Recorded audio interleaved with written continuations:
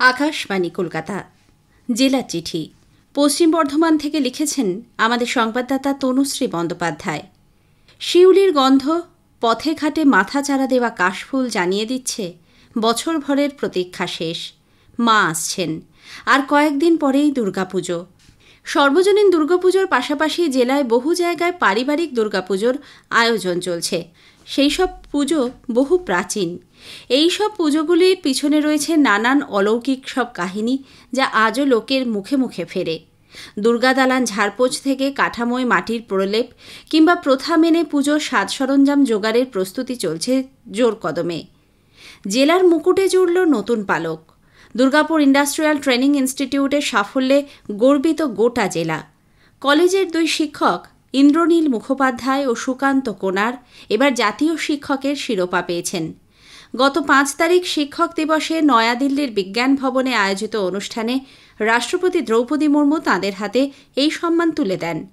2023 সালে এই কলেজেরই শিক্ষক রমেশ রক্ষিত জাতীয় শিক্ষকের সম্মান পেয়েছিলেন। রাজ্য সরকারের উৎকর্ষ বাংলা প্রকল্পের অধীনে এবার এক্সেলেন্স অ্যাওয়ার্ড পেয়েছেন এই কলেজের 4 শিক্ষক। রাজ্যের মধ্যে প্রথম মডেল কোর্ট তৈরি হল দুর্গাপুরে। গত শনিবার দুর্গাপুর সিটি সেন্টারে দুর্গাপুর মহকুমা আদালতের এই নতুন ভবনের উদ্বোধন করেন কলকাতা হাইকোর্টের প্রধান বিচারপতি টি.এস. সেবাজ্ঞানম। উপস্থিত ছিলেন হাইকোর্টের বিচারপতি অজয় কুমার মুখোপাধ্যায়, রাজ্যের আইনমন্ত্রী মলয় ঘটক, জেলা জজ দেবপ্রসাদ নাথ সহ মহকুমা আদালতের বিচারকরা।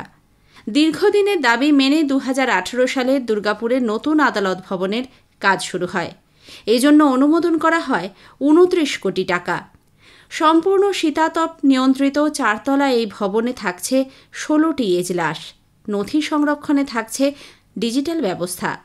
মডেল আদালত ভবনের অত্যাধুনিক পরিকাঠামোযুক্ত জনবান্ধব পরিবেশ বিচার ব্যবস্থাকে আরও ত্বরান্বিত করবে বলে আশা সকলের।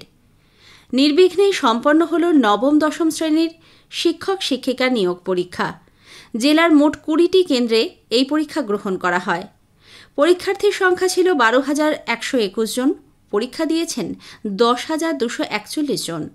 সিসিটিভি ক্যামেরায় নজরদারি এবং কড়া নিরাপত্তার মধ্যে দিয়ে পরীক্ষা নেওয়া হলো। এদিকে গত সোমবার থেকে শুরু হয়েছে উচ্চ মাধ্যমিক পরীক্ষার প্রথম সেমিস্টার। এই প্রথম এমসিকিউ প্রশ্নে ওএমআর শিটে পরীক্ষা দিল পড়ুয়ারা।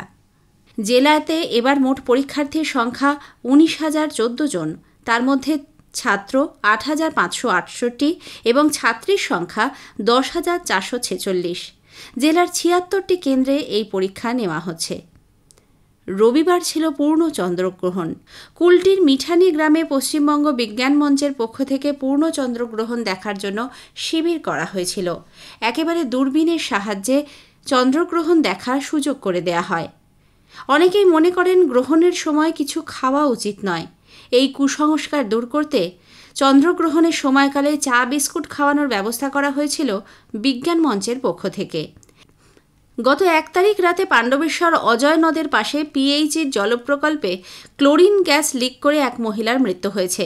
অসুস্থ হয়ে হাসপাতালে ভর্তি হন মোট 9 জন। শুধু মানুষ নয়, ক্লোরিন গ্যাসের ঝাঁঝালো গন্ধে আশেপাশে অনেক প্রাণীকে পরদিন মরে পড়ে থাকতে দেখা যায়। খবর পেয়ে ঘটনাস্থলে আসে পুলিশ, দমকল বাহিনী এবং পিএইচি দপ্তরের আধিকারিকরা। প্রশাসনের তরফে আশপাশের লোকজনদের সরিয়ে দেওয়া হয়। প্রায় 4 ঘণ্টা 60 নম্বর জাতীয় সড়কে যান চলাচল বন্ধ রাখা হয়েছিল। স্থানীয়রা জানাচ্ছেন, পাশেই রয়েছে ইসিএলের ঘন বসতিপূর্ণ এলাকা। সে সময় হাওয়ার অভিমুখ সেদিকে না থাকায় বড়সড় দুর্ঘটনা এড়ানো গেছে। লিক হওয়া সিলিন্ডারটিকে কোনো ক্রমে নদীর চরে পুঁতে দেওয়া হয়। জেলার চিঠি শেষ হল। পশ্চিম বর্ধমান থেকে পাঠিয়েছেন আমাদের সংবাদদাতা তনুশ্রী বন্দ্যোপাধ্যায়।